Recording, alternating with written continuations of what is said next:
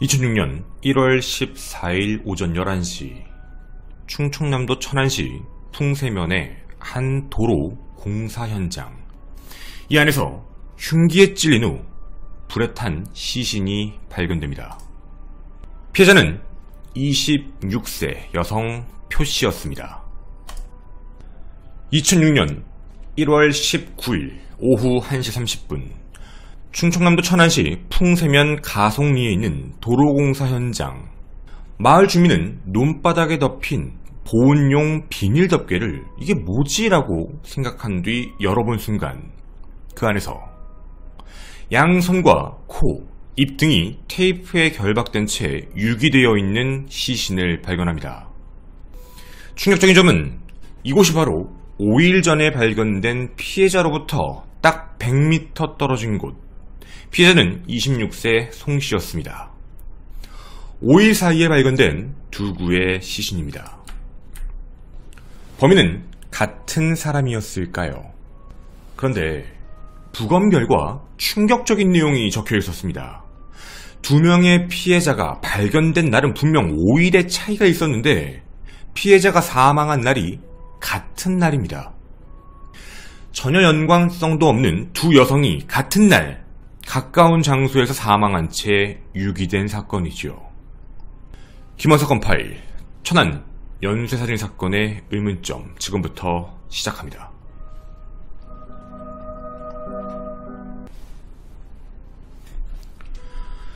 안녕하십니까. 전국 유튜브 구독자 여러분, 아프리카TV 시청자 여러분, 김원입니다. 분명 여러분도 저와 비슷한 생각일 것 같습니다. 같은 날 살해된 시신인데 왜 발견된 게 5일 뒤였지? 라는 생각. 경찰 측에 수색에 실패가 있었습니다. 최초의 피해자가 발견됐을 때 유류품을 찾기 위해 주변을 당연히 수색하는데 또 한 구의 시신을 발견하지 못했다라는 것이거든요. 분명한 건 같은 날 살해돼서 같은 날 유기됐다는 겁니다. 이후 경찰은 또 다른 공통점에 대해서 발견하기 시작을 하는데요. 두 명의 피해자는 일면식이 분명 없습니다. 그런데 이들은 공통적으로 하나의 전화번호를 갖고 있었습니다. 어딘가에 전화를 했고 그 사람을 만나러 나가서 이런 일이 발생했다는 것이죠. 확인해본 결과 바로 이것입니다. 생활정보지. 두 피해자 모두 다 과외교사를 모집합니다 라는 걸 보고 그 광고에 문의 전화를 한 뒤에 집을 나섰으며 그 이후에 사라져 이렇게 싸늘한 시신으로 발견된 겁니다. 자, 그럼 분명 번호까지 확인됐지요. 경찰 입장에선 그 번호를 추적하고 싶었지만 추적이 불가능했습니다. 그 전화번호는 대포폰이었거든요. 경찰은 대포폰의 유통 과정을 추적하는 동시에 천안에 있는 그 생활정보지에 게시글을 올린 사람이 누구인지를 집중 수사합니다. 그런데 2006년 1월 9일 사건이 발생하기 며칠 전이었습니다. 경기도 수원의 한 대형마트 할인점 앞에서 인터넷으로 구매한 대포폰을 직접 배달한, 즉 목격자 택배기사 정씨를 확인하게 됩니다. 자, 그리고 1월 11일 천안 생활정보지에 하나상사라는 이름으로 과외교사를 구한다라는 그 글을 올린 목소리까지 입수를 하게 됩니다. 경찰은 이를 바탕으로 몽타주를 만들죠. 근데 여러분이 몽타주를 보시면 용의자 갑, 용의자 을, 용의자 병 이렇게 보이실 겁니다. 경찰은 초기에 범인이 3명이라고 생각을 했습니다. 대포폰을 받은 사람, 광고를 올리기 위해 전화를 한 사람, 또한 2명의 여성이 한 번에 납치돼서 살해를 당하려면 승용차 안에 남성 3명은 있어야 되지 않을까? 라고 생각을 해서 3명이라고 판단했던 것이죠. 하지만 기억을 바탕으로 몽타주가 나왔기 때문에 범인의 흔적을 찾을 수도 없었고 그렇게 시간만 계속 흘러가게 됩니다. 자, 그런데 여러분, 그로부터 3개월이 지납니다. 2006년 4월 12일이었습니다. 인천 남동경찰서는 한 사건의 피의자, 즉 체포된 범인을 확인하게 되는데 나이는 34세, 이름은 명씨였습니다. 명씨는 당시 체포됐을 때 강도 및 강간 혐의로 체포됐거든요. 아니 근데 그게 살인이랑 무슨 상관이야 라고 느끼실 수도 있는데 얘 범죄 행각이 진짜 이상했습니다. 2006년 4월 10일 오후 7시 과외 교사의 광고를 확인했던 여성 박 씨에게 전화를 겁니다. 그리고 내 딸이 과외를 받고 싶어 한다, 뭐 이런 이야기를 하면서 뭔가 반듯한 양복과 안경을 준비해 만납니다. 지하철역 바로 앞에서. 그리고 범행을 시도했죠. 가만히 안 있으면 찌른다. 내가 하는 대로 가만히 있어라. 근데 박 씨는 여기에서 맹렬하게 저항합니다. 그리고 탈출에 성공했죠. 이 장면을 옆에서 보고 있던 택시기사가 자동차 번호를 기억했고 결국 시흥에 있는 한 고시원에서 명 씨가 체포됐습니다. 아니, 이게 지금 어떻게 보면 강도 강간인데 왜 이게 이상하지? 바로 범행 수법이 똑같았다는 거죠. 자, 구인구직에 있는 거에 확인을 했다. 대포폰을 썼다. 왠지 되게 유사한 사건인 것 같은데. 2006년 4월 16일 피해자 2명에게서 나왔던 DNA가 명 씨와 일치하는 걸 확인하게 됩니다. 2006년 4월 16일 인천 남동경찰서는 34세 명 씨를 천안 연쇄살인 사건의 용의자로 특정합니다. 자, 근데 여러분, 여기서 우리가 하나 생각해봐야 될 게 있습니다. 우린 아까 같은 날 면식도 아닌 2명의 피해자가 한 번에 살해를 당했다라고 했죠. 명 씨는요, 공범이 없었습니다. 정확히 말씀드리면 단독 범행이었죠. 혼자서 두 여성을 각기 다른 시간 그리고 다른 장소에서 만나 그 터널이 있던 범행 장소로 데리고 와 그 안에서 살인을 한 겁니다. 이게 납득이 될까요? 어떻게 보면 되게 대범하고 무서운 범행이었죠. 확인해보고 싶었습니다. 도대체 명 씨는 어떤 사람이었을까? 근데 명 씨는 이런 사람이었습니다.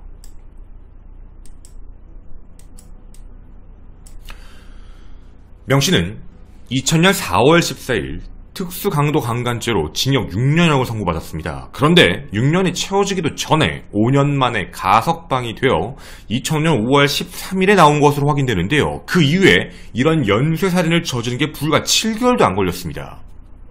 아니 근데 이 사람은 왜 이런 행동을 했지라는 게 생각했죠. 왜 궁금하죠. 왜 그랬을까? 2020년이 바라본 명 씨는요, 사이코패스입니다.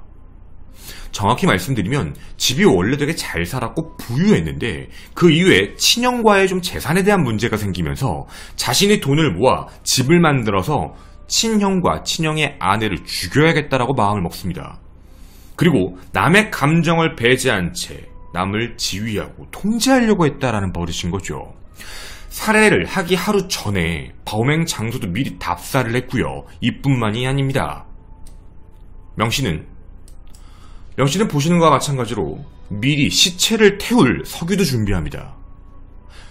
죽이고 은폐할 계획까지 완벽히 세웠던 거죠. 계속적인 범죄 학습 효과 때문에 절대 살려두면 안 돼 라는 생각이었던 겁니다. 근데 여러분, 확인해본 결과 2명의 피해자 말고요, 1명의 피해자가 더 있었습니다. 즉, 잡히지 않았으면 암수범죄가 될 뻔했지요. 출소 7개월이 채 되지 않은 2005년 12월 2일 오후 4시 8분 시흥에서 명 씨는 렌트카 한 대를 렌트합니다. 그리고 과도와 박스테이프, 노끈, 비닐봉지를 싣고 그 이후에요, 범행 대상을 하나하나 찾습니다. 안산 일대를 돌아다니면서 보다가 문득 그때 당시에 이 생활정보지를 보게 됐던 것이죠. 거기에 봤더니 딸의 영어 교육을 시킨다고 하면 사람 한 명 부르면 되겠다. 그때 당시에 상담 요청을 했고 나왔던 건 51세 상담원 윤 씨였습니다. 차로 유인해 딸을 만나러 가자라고 한 뒤 수원 방향으로 차를 몰다가 자기가 알고 있던 인적 드문 곳으로 간 뒤 칼을 들이대며 현금과 신용카드를 빼앗고 이후 노끈으로 손목을 결박한 뒤 차량으로 이동을 합니다. 돈을 뽑아야 되니까. 저녁 11시 35분 의왕시에 있는 한 야산에 도착한 뒤 살해합니다. 근데 여러분, 사이코패스의 범죄 패턴을 알려드리겠습니다. 아니 왜 두 명의 피해자도 같이 있었는데 그랬지? 얘는요, 이동하면서 피해자인 윤씨에게 가족하고 전화통화를 하게 합니다. 나랑 있다고는 하지마, 바로 죽일 거야. 근데 뭐 불안하지? 너무 불안하지 마. 전화통화도 해. 그냥 괜찮다, 잘 있다. 아, 그리고 이동하면서도요, 계속적으로 개인적인 대화를 나눴다고 합니다. 왜냐면 그 사람은 어차피 죽을 거니까. 자신의 이야기를 했던 것이죠. 해서 이로 하여금 피해자들은 모두 똑같은 반응이었습니다. 아, 내가 말만 잘 들으면 나 살 수 있겠다. 근데 11시 35분 야산에 도착한 명씨는 자신이 원래 계획했던 범행을 저지릅니다. 살해한 거죠. 살려달라고 소리를 쳐도요, 아니야 넌 어차피 죽어야 돼. 그게 이유였습니다. 근데 죽이는 방법이 엄청 잔인했습니다. 얼굴 전체에 박스 테이프를 10번 이상 돌려감아 결국 질식사하게 만들었던 거죠. 이후 야산으로 끌고 올라가 옷을 모두 벗긴 뒤 낙엽으로 덮어 산을 내려왔던 겁니다. 이게 출소 이후 첫 번째 살인이었습니다. 그로부터 한 달 정도가 지난 1월 9일에서 1월 11일까지 더 치밀하게 준비를 했지요. 아예 광고주의 광고를 자기가 냈던 겁니다. 자기가 전화하는 게 아니라 전화가 오게 만들었던 거죠. 대포폰도 여러 개 구입하고 차도 미리 렌트해놓고 그리고 과도, 테이프, 플라스틱 그리고 석유까지 미리 다 준비해놓습니다. 2006년 1월 12일 오전 11시 여기서부터 매우 충격적인 이야기들이 나타납니다. 그가 얘기한 범행 수법입니다. 대형마트 앞에서 전화를 했던 첫 번째 피해자 26세 여성 표씨를 만납니다. 그리고 아까 보여드렸던 천안의 한 도로공사 현장으로 갑니다. 일상적인 대화를 했던 거죠. 그리고 도착해서 돈을 내놔 라고 협박합니다. 근데 돈이 없다 보니까 그럼 너 나랑 성관계 한번 가지면 내가 그냥 집에 보내줄게 라고 하고 성폭행을 합니다. 이후 박스 테이프로 손목을 감싸고 너 내가 지금부터 시키는 대로 해. 너 그럼 집에 갈 거야. 내가 지금 한 명 더 만나라고 하거든? 너 아무렇지 않은 척하고 있어.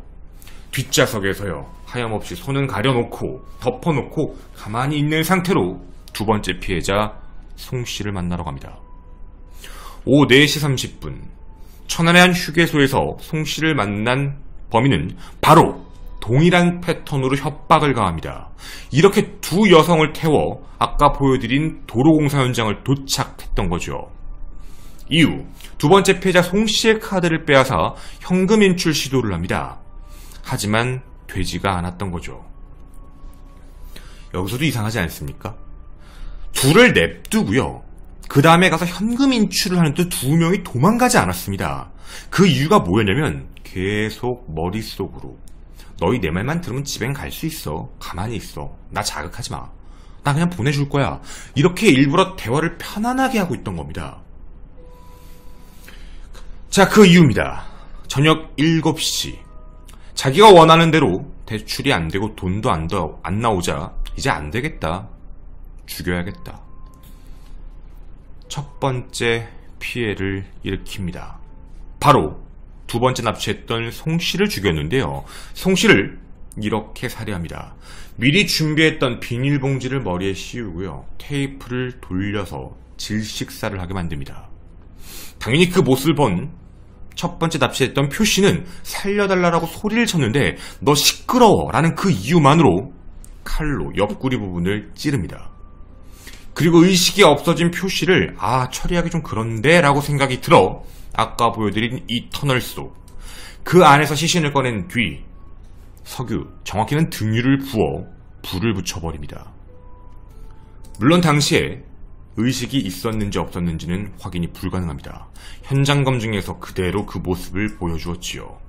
그리고 차를 좀 몰고 나가 이렇게 송씨도 유기합니다. 3명의 연쇄살인이었습니다. 그리고 마지막 피해자는 간신히 탈출했지만 자칫 잘못하면 또 한 명의 살인자, 피해자일 수도 있던 것이죠. 범행에 실패하며 희생자가 3명이었지만 만약 4번째도 성공했다면 더 끔찍한 연쇄살인을 저질렀을 겁니다. 망설임이 없습니다. 정확히 표현해드릴까요? 괜찮아. 내가 시키는 대로만 하면 돼. 내가 말하는 대로만 하면 돼. 너 집에 갈 수 있어. 비밀번호 얘기해봐. 가만히 있어. 그리고 자신의 개인적인 얘기를 해주면서 마음속으로는 생각을 하고 있던 거죠. 넌 곧 죽어. 자, 근데 이 사건에 우리가 의문점을 갖는 것들이 몇 개 있습니다. 첫 번째, 최초 범행을 저지르고 다음 범행을 저질렀던 게 약 한 달 정도가 걸렸거든요. 그리고요, 문제는 세 번째 범행이었습니다. 자, 우리가 알고 있는 건 미수로 끝났던 네 번째였죠. 그게 무려 편차가 석 달이었습니다. 2006년 1월에 2006년 4월에 그 사이에 어떤 일이 정말 없었을까요? 정말 우리가 알고 있는 이 모든 사건의 내용이 여기가 다였을까요? 여러분은 어떤 생각이 드십니까? 범행을 더 저질렀을까요? 아니면 이게 다인 걸까요? 천안의 연쇄살인마로 불리는 명씨, 그는 사이코패스였습니다. 저희는 뒷이야기에서 미처 얘기하지 못한 판결문에 대한 이야기를 함께 전하도록 하겠습니다. 감사합니다. 네, 저희 이제 뒷이야기로 판결문에 대해서 말씀을 드리겠습니다. 결론은 무기징역형을 선고받았습니다. 근데 무기징역을 받았는데 이게 사이코패스라는 티가 어디서 조금 많이 나냐면요, 체포가 되고 나서도 한 행동이 매우 끔찍해요. 쉽게 얘기하면 자기는 3천만 원을 모으기 위해 사람을 죽였다라는 식으로 얘기를 하는데, 모이고 나서도요, 그러니까 체포가 되고 나서도 그 안에 있는 교도관들을 폭행해요. 그러니까 어떤 내용이냐면 이런 식이에요. 구치소에 들어가 있었는데 거기를 관리하는 사람 있잖아요. 그 사람이 뭔가 좀 말을 기분 나쁘게 했다라는 이유로 폭행을 가해요. 그래서 2주 정도의 상해가 나왔고, 또 이제 그 사건이 있었던 8일 뒤에 또다시 구치소 보안과 소속이었던 교사님이죠, 또 때려요. 그러니까 그런 식으로 막 때리고 폭행을 하고 그 안에서도 있었거든요. 그러니까 이게 성향이 굉장히 폭력적이에요. 그래서 이 부분에 대해서는 범행 전력 자체가 일반적인 범죄자의 느낌이 되게 들지 않고 사이코패스의 범행 형태를 띠고 있다. 금수저로 태어나서 살고 있다가 형하고 이제 재산 관련된 문제가 있었고 그거를 자기가 갖고 오고 싶었는데 마음대로 되지 않아서 형을 죽여야 되겠다는 마음을 먹었는데 그걸 형한테 푼 게 아니라 다른 사람한테 풀기 시작을 했고, 그러면서 돈을 모아서 형을 죽일 요새를 만들어야 되겠다라고 생각을 했다고 해요.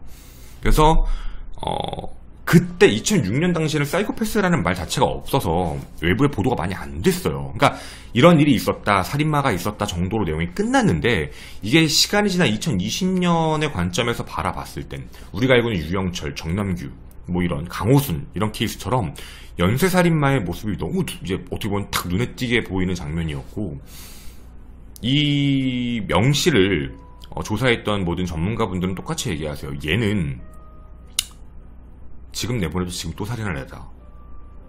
왜 그러냐면 지금도 교도소 안에서 일을 많이 일으킨다고 해요. 재수자들도 많이 싸우고 말을 되게 안 듣는다라고 하더라고요. 그러니까 자기는 지금 가석방을 노리고 싶어 한다고 해요. 그러니까 그게 꿈이래. 가석방을 받는 게 꿈인데 진짜 가석방을 받을 수 있을지는 모르겠어요. 당연히 안 되겠죠. 이게 워낙에 안에서도 불성실한 태도로 있기 때문에 모범수로서 가석방이 될 확률은 없는데 자기는 될 수 있다라고 믿는다라는 느낌이라고 하더라고요. 그래서 여러분한테 이 사람에 대한 이야기를 함께 드린 거고, 보시면 아시겠지만 강호순도 그랬어요. 연쇄살인마들이, 특히 사이코패스와 관련된 연쇄살인마들이 아니 피해자들이 도망가면 되는데 왜 그러지? 뭐 이런 생각을 하시잖아요. 근데 이런 케이스인 거예요. 너 내 말만 들으면 갈 수 있어. 내 말만 들어봐. 왜 그래? 그러면서 이제 편안한 대화를 나눴다고 해요. 그리고 뭐 전화가 오거나 뭐 이러면 가족하고도 전화하게 하고, 대신에 자기 얘기만 못하게 하고, 자기도 전화를 받았대요. 자기도 전화를 받으면서 상대방이 그걸 들을 때는 뭐지? 그러니까 이게 어떤 게 약간 끼는 거냐면, 또 완전히 이건 아니에요. 이쪽은 아닌데 우리 옛날에 범죄심리서 할 때 스톡홀름 증후군 얘기했잖아요. 그러니까 막 자기를 공포에 몰아넣어서 막 죽일 것처럼 했던 사람이 갑자기 자신한테 뭐 자신의 이야기를 하거나 편안한 이야기를 하거나 이러면 그거에 대해서 어느 정도 좀 마음을 놓는 경향이 있잖아. 물론 이걸 스톡홀름 증후군이라 할 수는 없는데 그런 걸 자기가 심리적으로 일부러 이용을 한 것 같아요. 일부러 심리적으로 살짝 건들면서 아, 이 사람한테 말만 잘 들으면 이 사람이 나 죽이진 않겠구나. 이게 대부분 사이코패스 연쇄살인마의 특징이에요. 그러니까 피해자들이 아니 도망가면 되잖아 인지를 못한다는 거예요. 그러니까 거기서 더 큰 희열감을, 그러니까 우리가 자꾸 얘기하는 그 통제라고 하잖아요. 이런 애들이 왜 통제감을 느끼는 거냐면 속으로는 있는 거야. 이미 죽이려고 준비가 다 돼 있었잖아요. 석유통도 사놨고. 그러니까 누구는 석유를 죽여야지, 누구는 질식사 시켜야지, 이게 준비가 돼 있던 거예요. 근데 얘가 그런 대화를 나누면서 머릿속으로는 그랬던 거야. 너는 곧 어차피 죽는데 뭐. 그러니까 이제 피해자들이 마음을 놓고 있었어요. 피해자들이 만약에 사람이 사망하는 걸 보면 얼마나 당황하겠어. 그러니까 그 모습의 희열감을 되게 느낀다는 거예요. 그러니까 피해자들이 괜히 피해를 당하는 게 아니거든요. 자기도 몰랐다는 거죠. 쉽게 얘기하면 저도 이거 그 전문가분한테 들었는데 피해자분들 있죠. 자기가 마지막까지도 죽을 거라고 생각을 못했을 거다. 그러니까 아마 연쇄적으로 2명을 죽였잖아요. 근데 이것도 진짜 이상한 거야. 그러니까 자신감이 너무 넘쳤다는 표현이거든요. 처음에 51세 윤 씨에 대해서 할 때는 어떻게 보면 좀 테스트용이라고도 볼 수 있지. 그러니까 범죄나 학습을 하니까. 근데 그 이후에 저지른 범죄는 더 잔인했고 더 계획적이었어요. 근데 그 이후에 석 달이라는 시간을 텀을 뒀다는 게 과연 맞을까? 걔가 정말 어떠한 범행도 안 저지르는 게 맞을까? 알려지지 않은 게 있지 않을까? 혹은 뭐 그런 내용. 왜냐면 이제 그 구인구직과 관련되어 있는 패턴으로는 나온 게 없었기 때문에 경찰도 더 이상 수사할 수 없었죠. 범죄 수법이 비슷하기 때문에. 근데 진짜 무서운 내용이죠. 그래서 이 사건은 이 사이코패스 범죄자와 연쇄살인마와 관련되어 있는 이제 연구도 하잖아요. 거기에 이 사람도 들어가 있어요. 심리적인 통솔과 통제를 한다라는 게 이런 식이다. 어떻게 보면 스톡홀름 증후군처럼 느껴지게 사람이 마음을 편안하게 만들고, 이렇게 됐을 경우 상대방이 느낄 공포는 더 격해질 거고, 그걸 계획했던 범죄자, 살인마는 더 큰 희열감을 느꼈을 것이다 라는 거거든요. 그래서 굉장히 잔혹한 내용이에요. 그래서 상대방을 어떻게 움직여야 되는지를 알고 있던, 아마 처음 들으신 내용일 확률도 높죠. 그러니까 저희도 혹시 이 방송을 보신 분들 중에 2006년 1월에서 4월 사이에 뭔가 어떤 미제 사건이 있거나, 그리고 얘가 좀 어떻게 보면 좀 지역구를 넓게 있었어요. 수원, 안산, 시흥, 그리고 인천, 그리고 천안, 이런 식으로 다녔기 때문에 뭐 혹시 여러분들 아시는 게 있다면 같이 댓글로 남겨주시면 더 알아보도록 하겠습니다. 감사합니다. 다시 읽어드릴게요. 정확히. 난 이거 사형이 안 나온 게 왜 이해가 안 가냐면, 얼마 전에 우리 뭐 연속살인했던 안인득도 원래는 1심이 사형이었잖아. 2심에서 감형됐지만. 근데 이때 당시에 판결문을 보면 분명 3명을 연쇄살인했거든. 근데 뭐 유족들은 뭐 평생 치유될 수 없는 고통으로 뭐 있는데 위로하려고 하는 어떠한 조치도 취하지 않았고, 유족들은 엄벌을 요구하고 있다. 그래서 법정 최고형을 선고하는 것이 마땅하다. 근데 그러나 이런 말을 해. 사형은 인간의 생명 자체를 영원히 박탈하는 냉엄한 궁극의 형벌로서 문명국가의 이성적인 사법제도가 상정할 수 있는 극히 예외적인 형벌이라는 점을 감안할 때, 사형의 선고는 범행에 대한 책임의 정도와 형벌의 목적에 비추어 그것이 정당화될 수 있는 특별한 사정이 있다고 누구라도 인정할 만한 객관적 사정이 분명히 있는 경우에만 허용되어야 되고, 사형을 선고함에 있어서는 범인의 연령, 직업과 경력, 성행, 지능, 교육 정도, 성장 과정, 가족관계, 전과 유무, 피해자와의 관계, 범행 동기, 사전 계획의 유무, 준비의 정도, 수단과 방법, 잔인하고 포악한 정도의 결과의 중대성, 피해자의 수와 피해 감정, 범행 후 심정과 태도, 반성과 가책의 유무, 피해 회복의 정도, 재범의 우려 등이 양형의 조건에 되는 모든 사항을 철저히 심리해서 위와 같은 특별한 사정이 있음에도 명확하게 밝힌 후 사형 여부를 선택해 결정해야 할 것이다 라고 하더라고. 다 일치되거든요. 아, 도대체 어떻게 그럼 사람을 죽여 사형이야. 진짜로. 근데 여기에 뭐라고 적혀있는 줄 알아? 난 이게 너무 이해가 안 가. 그러므로 먼저 피고인의 성행, 성장환경, 가족 등에 대하여 보건대, 피고인은 평소 형에 대한 경쟁심과 불만을 갖고 살다가, 이걸 왜 네가 이해해주세요. 아주 이해심이 아주 피고인의 아버지가 자신이 아닌 형에게만 사업체를 차려주자 형을 견제하기 위해 그 사업체에서 한동안 근무도 했고, 그러던 중 1997년 형이 그의 처형, 남편에게 보정을 서주고 빚을 떠안게 되어 결국 사업체가 부도가 되는 바람에 자신이 채권자로부터 빚독촉을 받으면서 조부모, 부모, 처자식 등 가족이 뿔뿔이 흩어지게 되자 형과 위 사도에 대한 복수심과 증오심을 키워나갔고, 결국 돈에 대한 욕심과 욕정을 이기지 못해 강도강간의 범행을 저질렀고 5년 동안 복역하며 형과 사도에 대한 복수심을 증오가 더 커져 이 사건의 범행을 저지르게 되었으나, 이러한 범행을 저지르기 전까지 27년 동안 아무런 범죄 전력이 없이 평범한 시민으로 처와 자식을 부양하는 등 성실하게 살아왔다. 이게 진짜 말도 안 되지. 나만 그러는 거 아니지. 형에 대한 복수심이 있는 게 강간 행위를 저지르는 거랑 모르는 제3자를 가서 칼로 찔러 죽이고 불을 태우고 이러는 거랑 아무 상관이 없거든? 진짜 상관이 없는 거야, 이거. 내가 또 사형 주기 싫어가지고 별짓을 다 하는 것 같은데 이게 무슨 상관이에요, 사실. 그죠?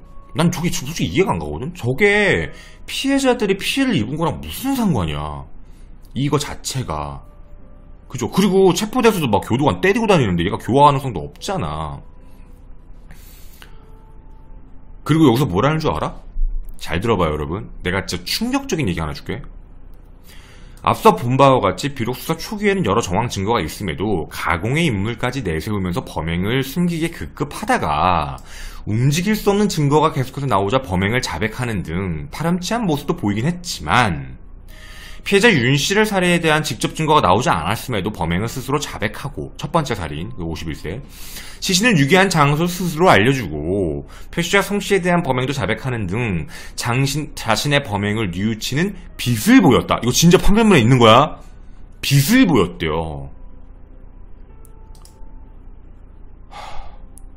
그리고 피고인이 범행을 자백한 이후 자신을 빨리 죽여달라고 하면서 수감 중인 구치소 직원들을 폭행하여 상해를 가하는 등 삶을 포기한 듯한 행동을 모습을 보이며 지극히 이기적이고 반사회적인 모습을 보여주기도 하였으나, 이 사건 재판이 계속되는 1년 동안 피고인이 차츰차츰 자신의 행동을 돌아보기 시작하고 생명의 귀중함을 깨닫기 시작하며 타인의 생명도 얼마나 소중한지 알게 되어 진심으로 자신의 잘못을 반성하기 시작되었고 새로운 삶을 찾고자 하는 모습도 보여주고 있다. 이게 사형을 줄 수 없는 이유예요.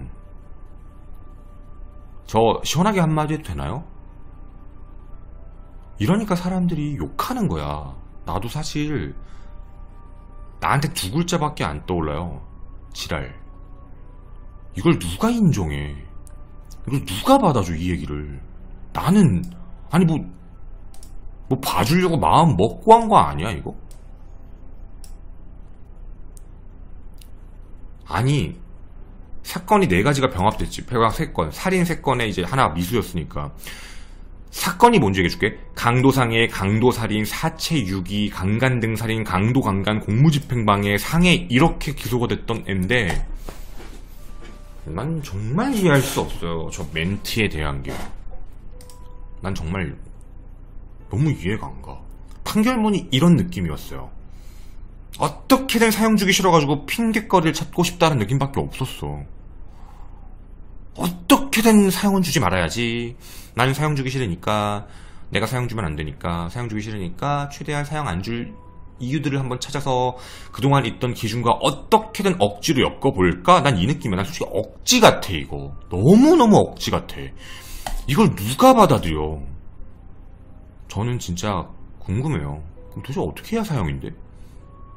자기가 형에 대한 분노심 때문에 역으로 얘기하면 제3자 누구 상관도 없는 사람 계획해가지고 미리 범행 도구 준비하고 불에 태울 준비까지 해서 피해자 안심시킨 다음에 살인을 저질렀던 연쇄살인마인데, 그거를 27년간 전과가 없었으며 형에 대한 분노심과 증오심이 커져서 한 거야. 네? 뭐라고요? 내가 잘못 들었나? 뭐 거의 이 급인 거야.